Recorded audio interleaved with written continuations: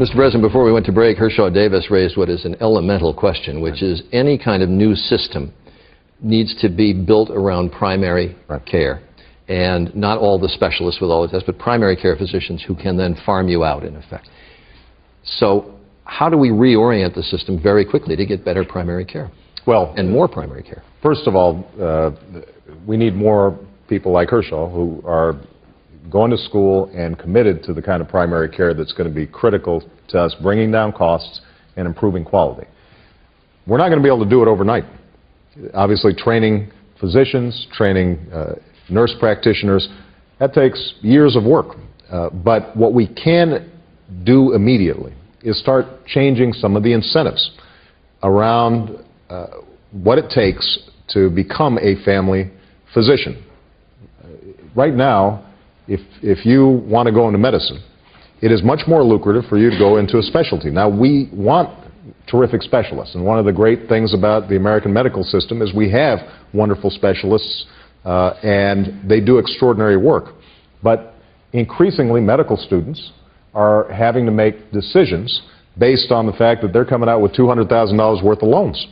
And if they become a primary care physician, oftentimes they are going to make substantially less money, and it's going to be much harder for them to repay their loans. So what we've done in the Recovery Act, we started by seeing if we could provide additional incentives for people who wanted to go into primary care. Some loan forgiveness programs, I think, are going to be very important. But what we're also going to have to do is start looking at Medicare reimbursements, Medicaid reimbursements, working with doctors, working with nurses to figure out how can we incentivize quality of care, a team approach to care that will help raise and elevate the profile of family care physicians and nurses, as opposed to just the specialists who are typically going to make more money if they're getting paid fee for service. Is Mary Vigil in the room?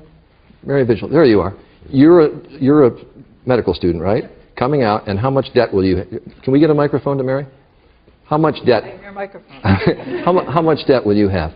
I'll be in about $300,000 in medical education debt. That's serious money. You would like to go into primary care? Definitely. That was my primary motivation in going into medical school. But you know you will be remunerated at a lesser level than a specialist.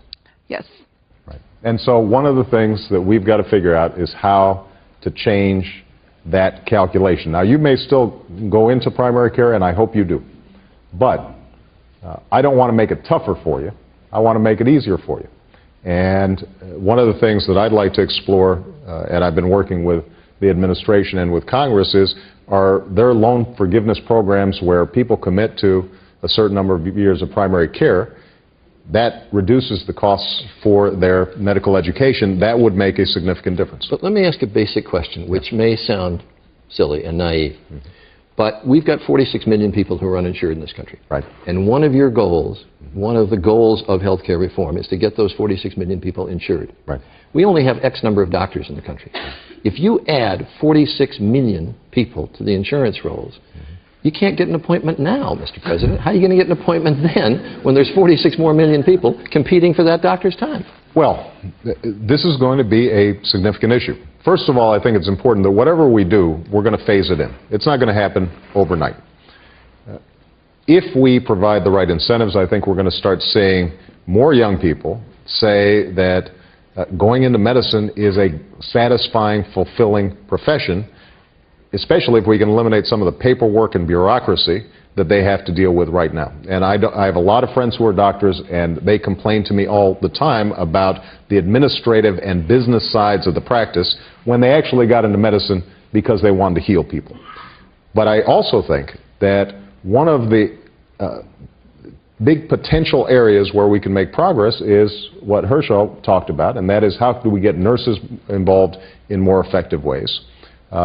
If you look at what's happening in some states like Massachusetts, where they tried to create a universal system, and they haven't quite gotten there yet, they have had a problem with an overload of patients.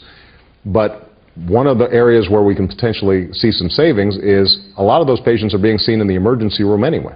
And if we are increasing prevention, if we are increasing wellness programs, we're reducing the amount of emergency room care then that frees up doctors and resources to provide the kind of primary care that will keep people healthier, but also allow them to see more patients and hopefully give more time to patients as well. I want to turn to someone who thinks we should follow up on what we were talking about a while back, namely about in some way reducing the vicious cycle of lots of tests, lots of treatment, what's necessary, what isn't necessary, and saying that somebody's got to enforce this. It's not going to happen if somebody doesn't. And by the way, he is James Rohack from Texas, and he is president of the AMA, the American Medical Association. Thank you.